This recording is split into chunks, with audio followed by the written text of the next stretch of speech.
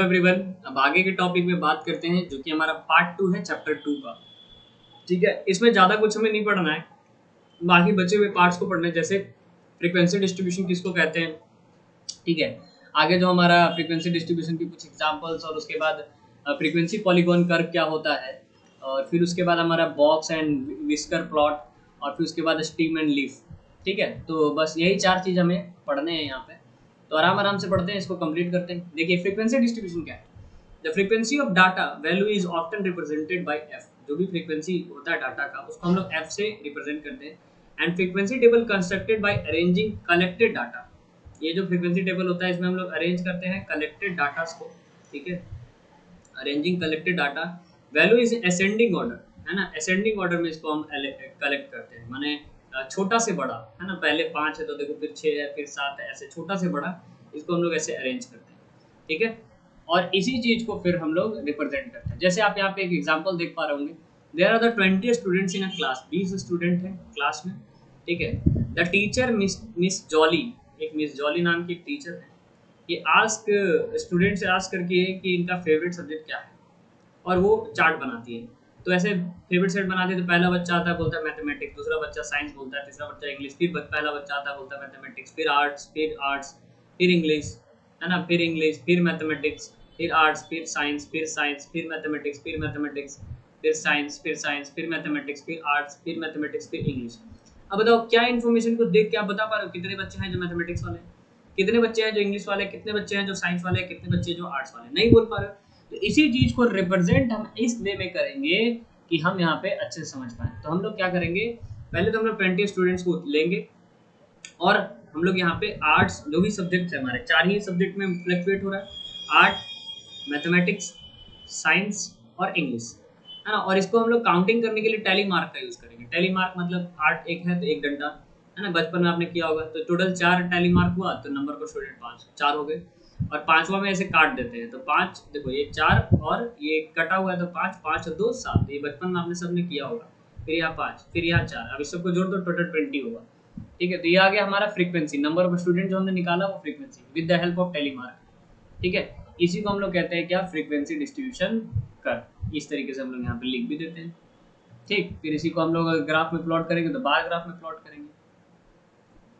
ठीक है, चलो अब हम लोग बात करते हैं frequency polygon curve. Frequency polygon curve क्या है, ये ऑब्टेन होता है mid point of the rectangle से। जो भी रेक्टेंगल्स होते हैं ये उसके मिड पॉइंट से ऑब्टेन होता है ना, of histogram and extending the end of X axis, और लास्ट में end of the X axis पे एक्सटेंड करता है।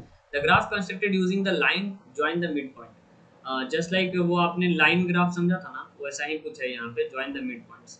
ये मिड पॉइंट्स को क्या करता है, ज्वाइन करता है। ठीक है, इंटरवल और बीन में। The height of the point respect there frequency, represent there frequency, respect बोल रहा हूँ मैं। ठीक है, जो भी इसके हाइट्स होते हैं पॉइंट्स के, ठीक है, वो रिप्रेजेंट करते हैं क्या, इसके फ्रीक्वेंसीज को रिप्रेजेंट करते हैं। A frequency polygon can be created from a histogram by calculating bins. Bins मतलब उसके पॉइंट को कैलकुलेट करके हम लोग हिस्टोग्राम से, हिस्टोग्राम के मिड पॉइंट को जोड़ जोड़ के हम लोग फ्रीक्वेंसी डिस्ट्रीब्यूशन टेबल से एक कर्व को ये कर सकते हैं, है ना। ये फ्रीक्वेंसी कर्व होता है, ये इस तरीके का। तो मान लीजिए हमारे सामने कोई फ्रीक्वेंसी पॉलीगॉन इस तरीके का रखा हुआ है, तो जैसे आपके सामने ये 0 और 5 आ रहा है, तो 0 और 5 का आधा कर लो तो यहाँ 3 आ गया, अभी 3 पे एक पॉइंट बन गया। फिर 5 और 7 का, मैंने 5 और 10 का आधा कर लो, तो मैंने यहाँ से 3 था, अब इसमें 5 और 10 का अगर आधा करेंगे तो और 2 ऐड कर लो, यहाँ पे 7 हो गया, है ना। मतलब यहाँ से टोटल देखो 0 और 5 और फिर 5 से 10, तो यहाँ से इसका आधा देखो तो ये 7 हो गया, फिर इसके बीच में देखो तो फिर ये 13 हो गया। ऐसे करके इसके मिड पॉइंट्स को हम लोग क्या करते जाएंगे, ऐसे कैलकुलेट करते जाएंगे, है ना, मिड पॉइंट्स को। ठीक है, तो ये होता है हमारा फ्रीक्वेंसी पॉलीगॉन, जो स्ट्रेट लाइन आ रहा है वो, और जो बॉक्स वाला है वो क्या है, हिस्टोग्राम है, और एक जो राउंड कर्व जो आ रहा है डॉटेड लाइन का, उसको हम लोग कहते हैं फ्रीक्वेंसी कर्व। ठीक है, तो ये चीज है, इसमें मार्क्स और नंबर ऑफ स्टूडेंट है, तो इसको हम लोग कहते हैं फ्रीक्वेंसी पॉलीगॉन कर्व। अब आता है next, a box and whisker plot. एक बॉक्स और विस्कर प्लॉट किसको कहते हैं, ए बॉक्स प्लॉट, इसको समझने की जरूरत है। एक box plot is a graph that represent the information of 5 number summary. ये 5 नंबर के समरी में इंफॉर्मेशन को हमारे सामने लाता है। It does not show the distribution, ये डिस्ट्रीब्यूशन को शो नहीं करता है in as a much detail as a steam and leaf. ठीक है, जैसे स्टीम और लीफ में बहुत ज़्यादा डिटेल प्लॉट किया जाता है, लेकिन इसमें ऐसा नहीं होता है। ठीक है। But specially useful for the whether distribution is swift, माने वेदर डिस्ट्रीब्यूशन के लिए हम लोग इसको स्पेशली यूज करते हैं। Box and whisker plots are also very useful to the large number of observation, ये बहुत यूजफुल होता है ना, लार्ज नंबर ऑफ ऑब्जर्वेशन के लिए, है ना, बहुत ज़्यादा अगर ऑब्जर्वेशन करना है तो ये बहुत इंपॉर्टेंट होता है। ठीक है। When two or more data sets are being compared, जब दो और दो से ज़्यादा डाटा सेट्स को कंपेयर करना होता है, जैसे वेदर फोरकास्टिंग में करते हैं, तो इसका हम लोग यूज़ करते हैं बॉक्स एंड व्हिस्कर प्लॉट्स का। It is a special type of diagram that showing the quartiles, ठीक है, माने ये स्पेशल टाइप का डायग्राम होता है जिसमें क्वार्टरलीज होता है, जैसे 3 क्वार्टरलीज हम लोग इसमें मानते हैं। ठीक है। Where the data can be split into quarters, है ना, इसमें जो भी डाटा रहेंगे उनको 3 क्वार्टर्स में स्प्लिट किया जाता है हमेशा, और इसमें लोएस्ट, हाईएस्ट और एक बीच का मीडियन वैल्यू लिखा जाता है। जैसे देखो कोई भी डाटा अगर है तो इसमें 3 क्वार्टर में उसको डिस्ट्रीब्यूट किया गया, जैसे बीच वाला को मान लिया एकदम मिड, जैसे 10 था तो 10 का बीच वाला हो गया 5, और इसके इधर जो भी है ये क्वार्टर 1 है, बीच वाला क्वार्टर 2 और इसके इधर वाला क्वार्टर 3। अब इसमें ये हो गया हाईएस्ट वैल्यू, ठीक है, और ये हो गया इसका लोएस्ट वैल्यू। ठीक है। इधर आपका लोएस्ट वैल्यू, इधर आपका हाई वैल्यू, इसी को बोलते हैं क्वार्टरलीज। जैसे देखो इसको अगर हम देखें तो कैसे इसको डिटेल किया जाए, जैसे देखो 1 3 3 4 5 6 6 करके है, तो समझना कैसे करते हैं इसको। ठीक है, ध्यान से बना, 1 3 4 5 6 6 7 8 8 करके है, इसको कैसे अरेंज करते हैं। तो देखो सबसे पहली बात, number are already in order, ये नंबर को आपको देखना है कि छोटे से बड़े क्रम में होने चाहिए। ठीक है। अब cut the list into quarter, और इसको आपको 3 क्वार्टर में कट्स करने हैं। तो देखो इसको आप ऐसे अरेंज करो, 1 3 3 4 5, माने सब डिक्रीजिंग ऑर्डर, माने इंक्रीजिंग ऑर्डर में होना चाहिए, इंक्रीजिंग ऑर्डर में है। अब देखो 1 2 को छोड़ के एक आया, तो ये सबसे पहला जो आया, माने स्टार्टिंग वाले 2 को छोड़ के, देखो स्टार्टिंग वाले 2 को छोड़ के जो आया ये पहला क्वार्टर लिस्ट बन गया। फिर 2 को फिर से छोड़ दो, फिर जो आया फिर पहला क्वार्टर लिस्ट बन गया, फिर 2 को छोड़ दो, फिर जो आया फिर तीसरा क्वार्टर लिस्ट बन गया। ऐसे 2 2 छोड़ छोड़ के जो भी आता है वो क्वार्टर लिस्ट बनता है। ठीक है। अब जैसे देखो ये, अब इसमें तुम देख पा रहे हो कि 2 को छोड़ के एक नंबर आ गया 3, तो लोवेस्ट क्वार्टाइल जो होगा वो 3 होगा। फिर जो हाईएस्ट मिडिल क्वार्टाइल है, मिडिल क्वार्टाइल बीच में आ रहा है क्योंकि 2 ही छोड़ना है। ठीक है। तो यहाँ 4 और 5 है और यहाँ 6 है, तो 5 और 6 को अगर जोड़ोगे तो कितना आएगा 11, उसका आधा करोगे तो कितना होगा 5.5। तो जो क्वार्टरली 2 है, मैंने 2 जो क्वार्टरली है वो कितना है 5.5 है, और ये किसके से बीच में आ रहा है क्वार्टर, देखो quartile 2 is the half between the 5.6, है ना, 5 और 6 का मिडिल, और जो 7 मैंने इसके बाद फिर 2 छोड़ोगे तो 7 आ गया, ये 7 हो गया अपर क्वार्टाइल, है ना। तो इसी तरीके से देखो Q1 जो आया 3 आया, Q2 जो आया 5.5 आया, और Q3 जो आया 7 आया। तो इसमें 2-3 डाटा को ऐसे कलेक्ट करके एक रेंज निकाल लेते हैं और कुछ पॉसिबल ऑब्जर्वेशन निकालते हैं। ठीक है, ये बस जानना है आपको, इसके आगे डिटेल में बात होगा जब आगे आपको इन फ्यूचर कुछ डाटा एनालिटिक्स में पढ़ना होगा। तो आगे हम लोग बात करते हैं स्टीम एंड लीफ प्लॉट। ठीक है, स्टीम और लीफ प्लॉट किसको कहते हैं, स्टीम एंड लीफ प्लॉट।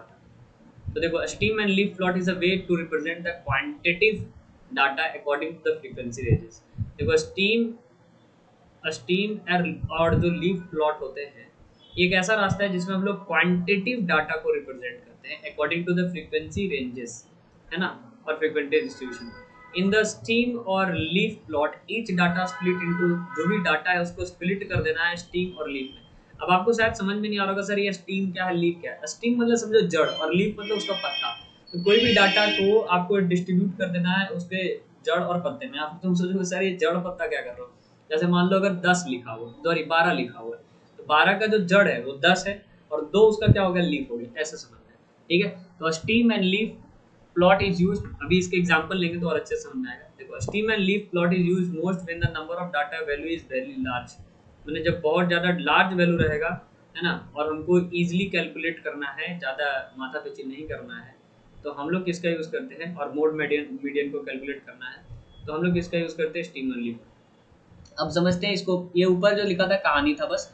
अब मेन लॉजिक यहाँ समझो कि स्टीम एंड लीफ को कैसे कैलकुलेट किया जाता है। जैसे आपके सामने एक क्वेश्चन ले रखा है मैंने, इसमें बोला the following number represent the growth in centimetre, growth दिया हुआ है सेंटीमीटर ऑफ प्लांट का आफ्टर 25 डेज। ठीक है, तो 25 दिन में जो भी प्लांट इंक्रीज करते हैं सेंटीमीटर में, उसका ग्रोथ दिया हुआ है। तो देखो ये ग्रोथ जो भी 25 प्लांट है, मतलब जो भी प्लांट्स हैं, कुछ ऐसे प्लांट्स हैं, कितने प्लांट्स नहीं पता, ऐसे करके कुछ प्लांट्स हैं, तो इसको हम लोग क्या करेंगे, इसको हम लोग स्टीम एंड लीफ में प्लॉट करेंगे। तो कंस्ट्रक्ट, देखो क्या लिख रहा है, construct and steam and leaf plot represent the data and list 3 fact that you know about the growth of the plant, है ना। और बोल रहा है कि आप कंस्ट्रक्ट कीजिए और कम से कम 3 फैक्ट बताइए इस डाटा को देख करके, है ना। मैंने ऐसे कोई डाटा दे दिया, बोला इसको देख करके तुम 3 तो फैक्ट बताओ ग्रोथ ऑफ द प्लांट का। तो देखो यहाँ पे टोटल 25 डाटा है। देखो पहला, मैं मेरे साथ काउंट करते चलो। पहला 30 सेंटीमीटर पहला प्लांट बढ़ा, दूसरा प्लांट 56 सेंटीमीटर बढ़ा, तीसरा प्लांट 53, फिर 37, है ना, फिर 41, फिर 33, फिर 41, फिर 36, टोटल 8 हो गए। फिर यहाँ से देख लो 51, 36, 30, 57, 61, ऐसे करके देखो यहाँ टोटल अगर देखा जाए तो ये सब सेंटीमीटर दिया हुआ है, कितना इतना सेंटीमीटर प्लांट बढ़ा है, ठीक है, इतना इतना सेंटीमीटर प्लांट बढ़ा है। तो टोटल अगर देखा जाए तो ये कितने हो गए, टोटल 25 हो गए ना। देखो 4 4 4 4 4 6 हो गया, 6 6 24 और यहाँ पे एक 25, है ना, 6 4 24 और एक 25। तो अब क्या करना है कि इसमें हमें स्टीम और लीफ कैलकुलेट करना है। तो सबसे पहले हमें क्या करना होगा कि हमें क्या करना होगा, ऐसे करके स्टीम बनाना होगा। टोटल देखो कितने तक गया, लास्ट लास्ट जो सबसे बड़ा डिजिट जा रहा है वो कितने तक जा रहा है, 60 तक जा रहा है। देखो यहाँ पे थोड़ा सा मैं आपको इस तरह से दिखा रहा हूँ। देखो लास्ट जो डिजिट जा रहा है वो कितना जा रहा है, सबसे बड़ा 60। 60 से बड़ा कोई है तो पहले आपको ये देखना है। तो मतलब आपका लास्ट लिमिट जो जाएगा वो 6 जाएगा। 6 से बड़ा नहीं, 61 भी है लेकिन 6 ही होगा, ये वाला पार्ट तो 6 है ना। मतलब स्टीम में सबसे बड़ा कौन है, 6 है, ठीक है। तो आपको पहले क्या करना है, स्टीम लिखना है, ठीक है। तो यहाँ नीचे देखो सबसे पहले हमने स्टीम लिखा। स्टीम में आप देख पा रहे हो कि यहाँ पे हमने 1, फिर 2, फिर 3, फिर 4, फिर 5 और फिर 6 ऐसे स्टीम लिख दिया, है ना। ये आप देख पा रहे हो यहाँ पे ऐसे टोटल 6 स्टीम लिखा हमने। अब देखो एक के बगल में कितने हैं, तो एक के बगल में यहाँ पे देखे तो एक के बगल में यहाँ पे अगर देखे तो एक के बगल में कुछ नहीं है, कुछ नहीं, कुछ नहीं। यहाँ एक है ही नहीं, पहली बात यहाँ एक है ही नहीं, फिर यहाँ भी एक नहीं है, ठीक है, ठीक है भाई। तो यहाँ देखो एक के बगल में एक 9 मिला हमें, ठीक है, एक मिला हमें 9 मिल गया यहाँ पे एक के बगल में। फिर एक के बगल में हमें 8 मिला, फिर एक के बगल में हमें 0 मिला, और तो कोई एक के बगल में है नहीं। तो इसी बेसिस पे यहाँ पे हमने यहाँ पे 8, 0 और 9 लिख लिया। ये हो गया इसका लीफ, ठीक है। उससे से 2 वाला कोई यहाँ पे नहीं है। 2 देख लो, तुम कहीं भी खोज लो, तुमको स्टीम में कहीं भी 2 नहीं मिलेगा। देखो कहीं भी 2 है, इसमें कहीं भी तुमको 2 नहीं मिल रहा है ना। देखो ये कहीं भी तुमको 2 मिल रहा है, इधर कहीं भी किसी भी पार्ट में तुमको 2 नहीं मिलेगा यहाँ पे, ठीक है। तो इसलिए 2 का में ब्लैंक चला गया। तो उसके बाद देखो 3, देखो 3 में बहुत सारा है। 3 में देखो शुरू में ही मिल जा रहा है। 3 में पहले 0 मिला, फिर यहाँ पे 3 में 7 मिला, फिर 3 में फिर से 3 मिल रहा है, फिर 6 मिला, फिर 6 मिला, फिर 8 मिला, फिर 9 मिला, फिर 9 मिला, है ना। इस तरीके से मिलते जा रहा है। तो इसी चीज को यहाँ पे लिखा गया 7 6 9 9 3 6 0 8 ऐसे करके। तो ऐसे करके हम लोग सबको पहले लिख लेंगे, ठीक है। आपको समझ में आ गया होगा कि लीफ किस तरीके से कैलकुलेट करते हैं। यहाँ इस तरह से हम लोग क्या बना लेंगे, लीफ बना लेंगे अलग अलग के लिए। 5 का क्या बन रहा है, 6 का क्या बन रहा है, और फिर इसको मैंने डिसेंडिंग ऑर्डर में अरेंज कर देंगे, असेंडिंग ऑर्डर में, घटते से बढ़ते क्रम में। मैंने 0 पहले आ गया, फिर 8 आ गया, फिर 9 आ गया, फिर यहाँ देखो 0 3, ये मैंने पहले ऐसे लिख लो रॉ डाटा में, फिर ऐसे कलेक्ट कर लो 0 3 6 6 7 8 9 9 1 1 8 9 ऐसे करके कलेक्ट कर लिए सारा चीज, है ना। अब इसको कलेक्ट करने के बाद देखो, अब इसको कलेक्ट करने के बाद देखो आप यहाँ पे देख पा रहे हो कि there are the no leaves in the second stream. Second stream में कोई भी लीव्स नहीं है, क्योंकि हमें 3 फैक्ट बताना था। तो पहली बात तो हमने बता दिया कि सेकंड स्ट्रीम में कोई भी लीव्स नहीं है। If there are the no values in the class, do not enter the value in the leave, just leave it blank. जब भी अगर कोई क्लास मैंने कोई वैल्यू नहीं रहेगा तो उसको खाली छोड़ देना है आपको, क्योंकि सेकंड में कोई भी ये नहीं है। As for the 3 facts that you know about the growth of the plant, answer will vary, but following are some possible response. देखो 3 फैक्ट की अगर बात करें तो आंसर वेरी कर सकता है, लेकिन कुछ पॉसिबल इवेंट्स हो सकते हैं। जैसे from the steam and leaf plot, growth of the plant range from the minimum 10 centimetre. देखो मिनिमम सबसे क्या था, छोटा 10, और मैक्सिमम सबसे क्या था, 61। तो मिनिमम टू मैक्सिमम हमने बता दिया, है ना। फिर उसके बाद उसका मीडियन हमने क्या बताया था, median of the data is set is the value of 13 positions which is 41, ठीक है। इसका मीडियन कितना हो गया, 41। अब आप सोच रहे हो सर मीडियन कैसे निकाला आपने।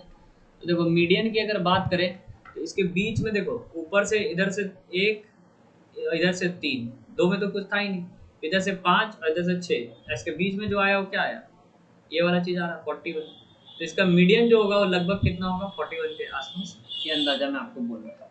ये शॉर्ट ट्रिक है, ठीक है। There was a no growth recorded in the class of 20 centimetre, 20 centimetre में कोई भी नहीं है, इसीलिए there is a no number in a leaf row, है ना। The data set is multimodal, और ये जो भी डाटा सेट है वो बहुत सारा मल्टी मॉडल डाटा, तो यही होता है लीफ एंड स्टीम। और इसी के साथ आपका ये चैप्टर भी खत्म होता है। अगर किसी भी पार्ट में कोई भी प्रॉब्लम होता है, दिक्कत होता है, तो आप हमारे व्हाट्सएप सेक्शन से पूछ सकते हैं या फिर इस वीडियो को दोबारा से देख सकते हैं, ठीक है। ये क्लासोलॉजी आप सबके साथ एक ट्रस्ट बिल्ड करता है, ठीक है। इसीलिए इतने सारे मैंने वीडियोस को भी तो प्रॉपर वे में हम लोग शूट करते हैं, प्रॉपर वे में नोट्स प्रोवाइड करने की कोशिश करते हैं कि जो भी हम पढ़ाएं वो कहीं भी किसी भी वे में आपको हेल्प करे। हम लोग हमेशा वैसे कंटेंट को डिलीवर करते हैं जो एग्ज़ाम है, क्योंकि क्लासोलॉजी पिछले 5 से 6 साल से डिप्लोमा सेमेस्टर की क्लासेस को करवा रहा है, ठीक है। लेकिन ज़्यादा हाईलाइट नहीं हो पाते हैं हम लोग, क्योंकि बेसिकली अगर देखा जाए तो हम लोग अपने ऐप पे काम करते हैं, डेट्स वाई हाईलाइट नहीं हो पाते हैं, ठीक है। और आप सोच रहे होंगे कि सर अगर आप ऐप पे काम करते हो तो आप ये इस ऐप पे तो आपका बहुत कम कोर्स चलता है। तो एक बात मैं बता दूं, ये हमारा नया ऐप है। इससे पहले वाला जो हमारा ऐप था वो करप्ट होने की वजह से थोड़ा सा इशू हो गया, उसमें बहुत ज़्यादा कोर्स चलता था, ठीक है। ज़्यादा बात नहीं, इसी के साथ इस वीडियो को एंड करते हैं, मिलते हैं अपने नेक्स्ट लेक्चर में। तब तक के लिए बने रहिए क्लासोलॉजी के साथ, मिलते हैं अपने नेक्स्ट लेक्चर में।